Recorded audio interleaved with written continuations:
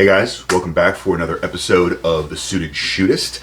And so what I want to do is continue with my little mini-series on comfort that I continued last week. Last Friday I was talking about comfort of the learning environment as it pertained to the curriculum and as it pertained to the instructor. There's another aspect of this that I teased in that video that I think warrants its own. And that is the comfort of the learning facility itself, because this is one of those things that can be pretty critical. So just kind of jump into it. For most of us who have spent any appreciable time in gun training, it's generally going to be either an indoor range that is a concrete box with some folding chairs and some folding tables, where after sitting for a couple of hours, your ass is numb, your back hurts, and all those things can make it a little bit more challenging to pay attention to whatever the classroom portion of the material is. If it's an outdoor range, if there is no shade, if there are no plumbed bathroom facilities and things like that, those things can also make retention of the material a bit more challenging. And especially kind of given the paramilitary traditions that a lot of this training is drawing from, there's a certain nobility, I guess, or kind of a certain cachet that is perceived in a physically austere training environment. I've mentioned it a couple times. The Green Ops Covert Carry class that I took was in February, quite literally the onset of Texas's snowpocalypse last year. And I can tell you that taking a pistol class in 20-something degree weather is tough.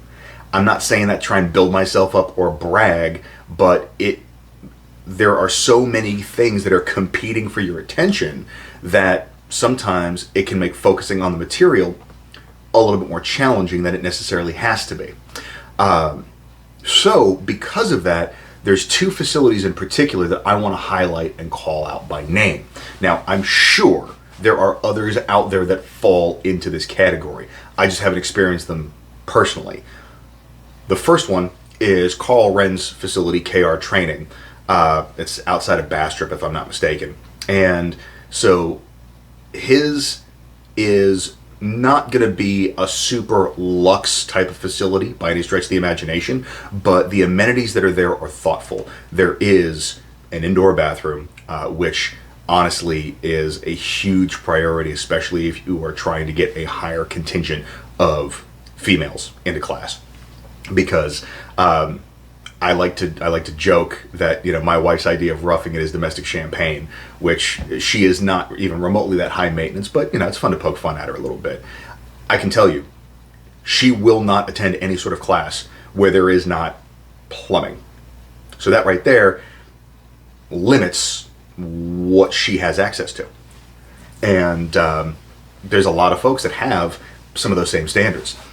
He does have an indoor classroom facility and an outdoor range facility, which again, the benefit of that is you get a lot more year-round training, because for the classroom portions, you're not having to stand out in the sweltering heat or in the cold. You can go physically into a building and talk about the non-shooty stuff, and that way you're not having to weather the elements and focus on the material. Another one that is, I'm not going to say it's a well-kept secret, because a lot of the folks kind of in my circles are aware of it and speak very highly of it, is Bill Armstrong's facility, Meade Hall Range in Oklahoma. That one is a newer facility, and there is a lot of thought and attention that's put into it. The classroom area is modular, so you can clear everything out, and that's where we were doing some of the like OC training and managing unknown contact stuff when I took the non-permissive environment class with Bulky, Haggart, and Birch. There are projectors, so you can actually have media presentations as well. He's got a simulator, he's got a safe, he's got 2 full sets of restrooms, multi-stall restrooms, male and female, and he has another set down by the firing line as well.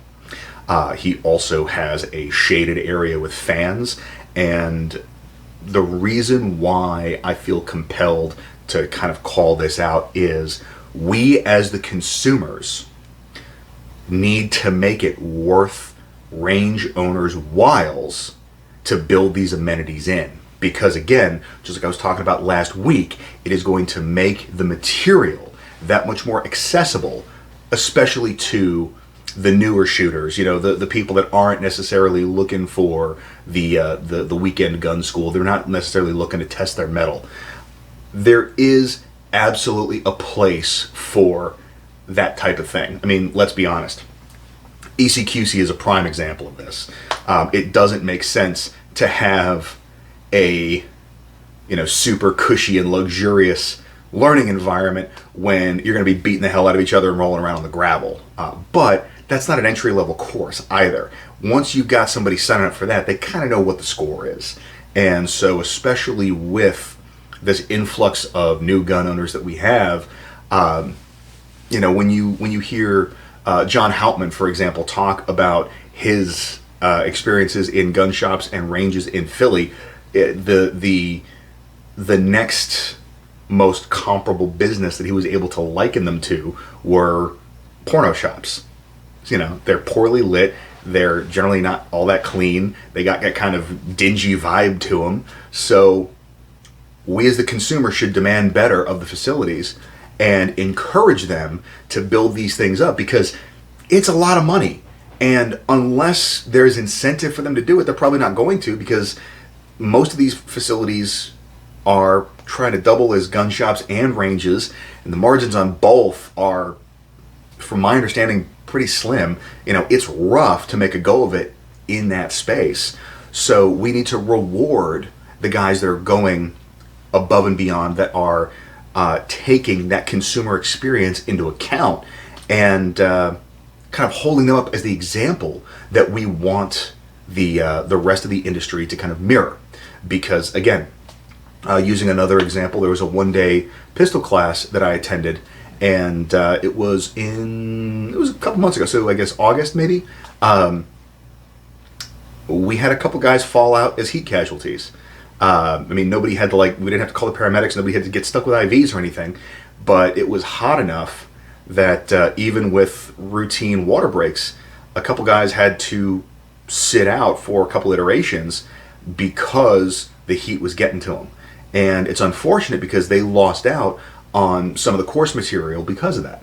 It's no fault of the instructor, it's no fault of the range, it's no fault of the student, but it can be prevented. So this is just kind of the third step in this ladder, both in terms of having good instructors that make the material accessible, and then having good facilities that then facilitate the consumption of that material by limiting distractions and outside influence. So are there any ranges around you that have mirrored this sort of model of mead hall and KR training?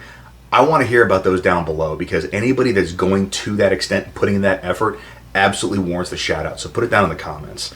Aside from that, hope everybody has a fantastic week. Stay dangerous and stay sharp.